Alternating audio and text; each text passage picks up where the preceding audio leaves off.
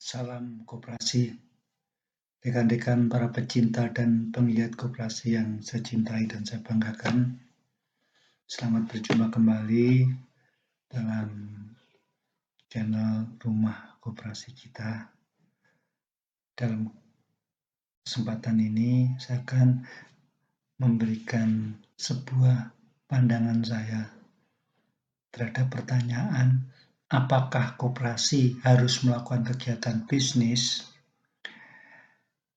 Pandangan saya ini akan saya sampaikan lewat paparan sebagai berikut. Semoga bermanfaat. Rekan-rekan sekalian, marilah kita melihat rujukan dalam Undang-Undang Nomor 25 Tahun 1992. Dalam pasal 43 ayat 1 Undang-Undang Nomor 25 Tahun 1992 diatur bahwa usaha koperasi adalah usaha yang berkaitan langsung dengan kepentingan anggota untuk meningkatkan usaha dan kesejahteraan anggotanya. Pada pasal 43 ayat 2 Undang-Undang Nomor 25 Tahun 1922 selanjutnya diatur bahwa kelebihan kemampuan pelayanan koperasi dapat digunakan untuk memenuhi kebutuhan masyarakat yang bukan anggota koperasi. Dari dua ayat pada pasal 43 di atas, maka dapat kita simpulkan pemahamannya sebagai berikut. Yang pertama, usaha koperasi itu yang utama sebetulnya untuk melayani kebutuhan anggotanya. Jadi ketika sekelompok orang atau sekumpulan orang mendirikan koperasi, maka tujuan yang utamanya atau tujuan pendirian itu adalah untuk melayani kebutuhan mereka secara bersama-sama. Dari situ mereka mengumpulkan potensi bersama-sama, mengelola potensi itu bersama-sama, dan menggunakannya untuk kepentingan mereka secara bersama-sama. Dalam istilah lain dapat kita katakan bahwa usaha koperasi itu yang utama adalah merupakan gerakan saling tolong-menolong di antara para anggota yang berhimpun dalam wadah koperasi. Baru setelah selesai melayani kebutuhannya sendiri dan masih mempunyai kemampuan, maka koperasi itu dapat melayani kebutuhan bukan anggota. Sebagaimana diatur dalam pasal 43 ayat 2 Undang-Undang Nomor 25, di mana diatur bahwa kelebihan kemampuan pelayanan koperasi dapat digunakan untuk memenuhi kebutuhan masyarakat yang bukan anggota koperasi. Kelebihan kemampuan ini adalah kelebihan setelah koperasi memenuhi melayani kebutuhan anggotanya terlebih dahulu. Rekan-rekan sekalian, marilah sekarang kita melihat rujukan dalam Undang-Undang Ciptaker sebagai perubahan kedua Undang-Undang Nomor 25 Tahun 1992. Sebagaimana kita pahami bersama, Undang-Undang Ciptaker atau Undang-Undang Cipta Kerja yang pertama kali ditetapkan dengan Undang-Undang Nomor 11 Tahun 2020 yang kemudian disempurnakan dengan Peraturan Pemerintah Pengganti Undang-Undang Nomor 2 Tahun 2022 dan ditetapkan sebagai Undang-Undang Nomor 6 Tahun 2023. Rekan-rekan sekalian, pada perubahan pasal 43 Undang-Undang 2592 pada Undang-Undang Ciptaker, yang ayat pertamanya mengatur bahwa usaha koperasi adalah usaha yang berkaitan langsung dengan kepentingan anggota untuk meningkatkan usaha dan kesejahteraan anggota. Ayat 2-nya, usaha koperasi sebagaimana dimaksud pada ayat 1 di atas dapat dilaksanakan secara tunggal usaha atau serba usaha. Kelebihan kemampuan pelayanan koperasi dapat digunakan untuk memenuhi kebutuhan masyarakat yang bukan anggota koperasi dalam rangka menarik masyarakat menjadi anggota koperasi. Ayat 4-nya, koperasi menjalankan kegiatan usaha dan berperan utama di segala bidang kehidupan ekonomi rakyat. Ayat kelimanya, ketentuan lebih lanjut mengenai kegiatan usaha koperasi diatur dalam peraturan pemerintah. Rekan-rekan sekalian, perubahan pasal 43 Undang-Undang 25 tahun 1992 dalam Undang-Undang Ciptaker ini, kalau kita pahami bersama, isinya sebetulnya memperkuat pemahaman usaha koperasi sebagaimana telah diatur dalam Undang-Undang Nomor 25 Tahun 1992. Selanjutnya, marilah kita melihat fakta empiris dalam pelaksanaan Undang-Undang 25 tahun 1992 khususnya pada pasal 43 pada keseharian tatanan usaha koperasi yang ada di masyarakat. Pelaksanaan pasal 43 ayat 1, kalau kita melihat di lapangan, sebagaimana fakta empiris yang dapat kita lihat, bahwa usaha koperasi yang berkaitan langsung dengan kebutuhan anggota terwujud dalam transaksi antara anggota dalam wadah koperasi itu sendiri, dikelola bersama-sama oleh seluruh anggota, dimodali bersama-sama. Contohnya, kegiatan usaha simpan pinjam, kegiatan belanja bersama, dan lain-lain. Sedangkan pelaksanaan pada pasal 43 ayat 2 Undang-Undang 25 tahun 1992 dapat kita lihat sebagai fakta empiris bahwa usaha koperasi yang berkaitan dengan pelayanan kepada masyarakat terwujud dalam kegiatan bisnis koperasi seperti usaha pertokoan, usaha perhotelan, dan lain-lain, yaitu usaha yang dilakukan oleh koperasi, usaha bersama-sama seluruh anggota, tetapi yang melayani kebutuhan masyarakat bukan anggota. Selanjutnya rekan-rekan sekalian, sebelum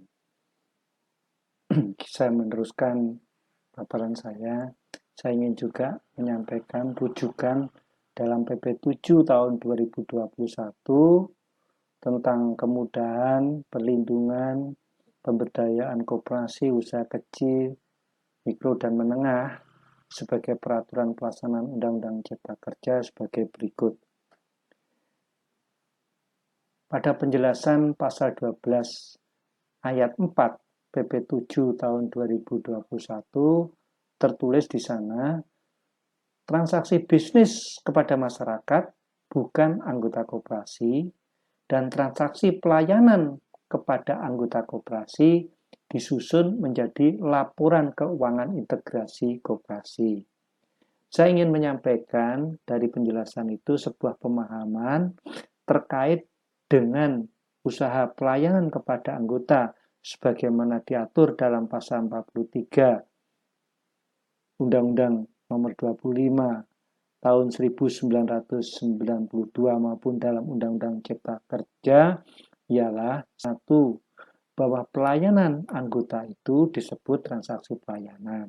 Sedangkan pelayanan kepada bukan anggota atau masyarakat disebut transaksi bisnis. Jadi pelayanan koperasi itu ada dua. Ketika pelayanan itu dilakukan untuk memenuhi kebutuhan anggotanya disebut transaksi pelayanan. Dan apabila pelayanan koperasi itu untuk melayani bukan anggota atau masyarakat disebut transaksi bisnis. Selanjutnya malah kita juga melihat fakta empiris dalam pelaksanaan usaha koperasi. Kalau kita melihat pelaksanaan usaha koperasi di lapangan, fakta empiris menunjukkan kepada kita. Yang pertama, bahwa semangat dan motivasi usaha koperasi bukan semata-mata untuk melakukan usaha bisnis. Jadi pada awalnya, semangat atau motivasi usaha koperasi yang dilakukan oleh koperasi itu bukan semata-mata untuk melakukan usaha bisnis. tetapi lebih diinspirasi dan dimotivasi sebagai gerakan saling tolong-menolong dalam rangka memenuhi kebutuhan bersama seluruh anggota yang berhimpun. Yang kedua, dalam praktek kegiatan yang direncanakan dan disusun bersama oleh para anggota koperasi yang berhimpun pada koperasi, pada dasarnya untuk memenuhi kebutuhan seluruh anggota yang berhimpun lebih dahulu, baru kemudian mengembangkan usaha untuk masyarakat. Inilah fakta empiris yang bisa kita lihat di lapangan. Selanjutnya, marilah kita kembali ke pertanyaan di atas. Lalu bagaimana dengan kegiatan bisnis koperasi? Ada 3 hal yang kami ingin sampaikan. Yang pertama, seiring dengan kemajuan tata kelola usaha koperasi dan tuntutan dunia usaha, maka koperasi memang harus hadir untuk melayani kebutuhan masyarakat sebagaimana yang dilakukan juga oleh para pelaku usaha di luar koperasi. Inilah tuntutan yang pertama. Yang kedua, dengan melayani kebutuhan masyarakat atau melayani kebutuhan bukan anggota, maka koperasi akan dikenal oleh masyarakat secara nyata dan real, dan seterusnya mampu berkembang menjadi sebuah badan usaha sebagaimana dilakukan oleh para pelaku usaha di luar koperasi. Yang ketiga, kehadiran koperasi di tengah masyarakat sebagaimana dilakukan para pelaku usaha di luar koperasi melakukan transaksi bisnisnya. Jadi, kehadiran koperasi di tengah masyarakat sebagaimana yang dilakukan oleh para pelaku usaha di luar koperasi, maka kehadirannya itu melalui kegiatan atau transaksi bisnisnya. Rekan-rekan sekalian, saya ingin mencoba menyampaikan nilai dasar usaha bisnis koperasi berdasarkan regulasi atau fakta empiris. 1. Berdasarkan pasal 43 Undang-Undang Nomor 25 Tahun 92 yang dirubah dan disempurnakan dengan Undang-Undang Cipta Kerja, maka kehadiran usaha koperasi melalui transaksi bisnisnya adalah suatu hal yang diamanatkan oleh undang-undang. Jadi memang ke depan koperasi itu harus hadir di tengah-tengah masyarakat melalui transaksi bisnisnya. Yang kedua, melalui pengembangan usaha atau pengembangan transaksi bisnisnya itulah koperasi dapat berkontribusi untuk ikut serta menciptakan lapangan kerja bagi masyarakat. Yang ketiga, melalui pengembangan usaha atau transaksi bisnisnya itu, koperasi menjadi setara dan sama terhormat dengan para pelaku usaha yang lain di tengah masyarakat. Karena kalau koperasi hanya berkutak-kutik di dalam, berkutak-kutik melayani kepentingan anggotanya saja, berkutak-kutik dengan anggotanya di dalam koperasi saja, mana mungkin koperasi akan dikenal oleh masyarakatnya. Karena itu, melalui pengembangan usaha atau transaksi bisnisnya, koperasi akan dikenal masyarakat. Koperasi akan menjadi setara dan sama terhormat dengan para pelaku usaha lain di tengah-tengah masyarakat. Rekan-rekan sekalian, selanjutnya dari pendapat saya yang sederhana dan singkat itu, dapatlah diambil kesimpulan sebagai jawaban terhadap pertanyaan apakah koperasi harus berbisnis. Yang pertama, mengembangkan usaha atau transaksi bisnis adalah suatu yang harus dijawab oleh koperasi ke depan. Karena apa? Yang pertama, tuntutan dunia usaha dan tuntutan tata kelola usaha koperasi menuntut koperasi harus melakukan transaksi bisnis. Kalau tidak, koperasi tidak akan dikenal oleh masyarakatnya. Sekaligus, usaha koperasi, kalau hanya melayani kebutuhan anggotanya, dia juga tidak akan dapat berkembang sebagaimana yang dilakukan oleh para pelaku usaha di luar koperasi. Yang kedua, amanat dari regulasi yang menjadi dasar tata kelola organisasi maupun usaha koperasi memang mengamanatkan bahwa koperasi Setelah selesai melayani kebutuhan anggotanya, harus keluar melakukan transaksi bisnis untuk melayani kebutuhan masyarakat. Dalam hal ini, rekan-rekan sekalian, saya ingin menyampaikan sebuah catatan tentang usaha koperasi. Transaksi bisnis koperasi harus tetap dalam koridor jati diri koperasi, yaitu koperasi melakukan transaksi bisnis dengan masyarakat, tidak dengan anggotanya. Jadi inilah yang mungkin tetap harus kita jaga dalam koridor jati diri koperasi, bahwa ketika koperasi melakukan transaksi bisnis, maka transaksi bisnis itu dilakukan dengan masyarakat, tidak dengan anggotanya. Karena ketika koperasi melakukan transaksi bisnis dan mencari keuntungan, itu tidak nalar mencari keuntungan dari dirinya sendiri. Secara empiris tidak ada praktek bisnis mencari keuntungan dari pemiliknya sendiri. Yang kedua, rekan-rekan sekalian, pengembangan usaha bisnis koperasi tidak boleh meninggalkan usaha untuk melayani kebutuhan anggotanya. Jadi sekali lagi, kalau koperasi sudah memasuki transaksi bisnis, maka tetap harus diingat bahwa transaksi bisnis itu dilakukan tanpa meninggalkan transaksi untuk melayani kebutuhan anggotanya sendiri. Karena kalau koperasi hanya melayani transaksi bisnis, apa bedanya dengan para pelaku ekonomi di luar koperasi? Nah, rekan-rekan sekalian, saya ingatkan juga jati diri usaha koperasi dalam pengembangan bisnisnya. Yang pertama, koperasi dalam rangka mengembangkan usaha bisnisnya tidak boleh menghilangkan usaha untuk melayani kebutuhan anggota atau pemiliknya. Sebagaimana tadi saya sampaikan, kalau koperasi itu mengembangkan usahanya untuk bisnis saja, apa bedanya dengan PT atau badan usaha di luar koperasi? Yang kedua, jati diri usaha koperasi harus tetap menunjukkan bahwa jati diri usaha koperasi itu berbeda dengan pelaku di luar koperasi. Jati diri usaha koperasi yang membedakan dengan pelaku di luar koperasi dapat kita pahami sebagai berikut. Yang pertama, koperasi itu melayani kebutuhan pemilik atau disebut transaksi pelayanan, dan juga melayani kebutuhan masyarakat yang disebut transaksi bisnis.